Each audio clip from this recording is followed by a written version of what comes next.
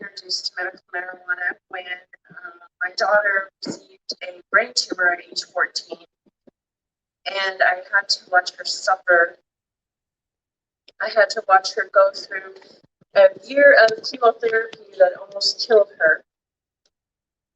And then I thought it was over, and I had to watch her. It came back, guys. Go through 6 weeks of radiation. Now, anybody who's dealt with that would understand the seriousness of it. It's grueling. And because my daughter was a small percentage of patients that got so extremely sick after her treatments, I basically lived for a year at the hospital with my daughter while she was doing her treatment. She had to spend a week out of every month at the hospital to get chemo treatment because she would get so severely sick that they would have to put her out to sleep during the time they were giving it to her till like 3 or 4 days. Then they would wake her back up to see if she was okay. Not knowing any of the process, when I got there and the first chemo treatment, they walk in a spacesuit completely covered and protected, and I thought, God, this is really bad. Maybe I need one too. And then they start pumping this stuff in my daughter's body. Not only my daughter, but I was able to see all of the little kids on the ward being pulled in wagons with their chemo drips that looked like shells of children. Their little bald heads and their dark encircled eyes that were sunken was more than I could handle. These children are suffering, and we know that medical marijuana kills cancer.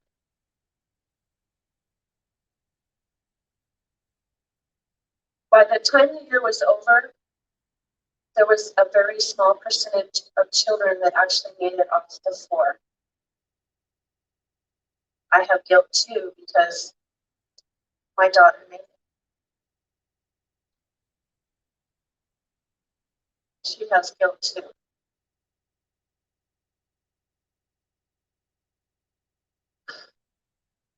It's hard for me to share my story without crying because it really hurts. That people know that medical marijuana works and they're not utilizing it. Idaho is being cruel and they're letting their people suffer, and I'm not going to stand for it. Not only do I know of my daughter's experience, but before that, I too was in a car accident. I almost lost my life. My 2.5-year-old that was sitting right beside me was killed. I thought that was painful until I realized that the steering wheel had went through my chest, breaking my ribcage on the front and the back, collapsing my lungs, bruising my heart. No, I had a lot of damage to me. I was hit from behind, from someone going 60 to 80, pushing me under a semi-trailer truck. I was only 24 when that happened, and my life's never been the same. When I got to the hospital, they were so grateful that they just thought, I was in a lot amount of pain, and almost every bone in my body was broken.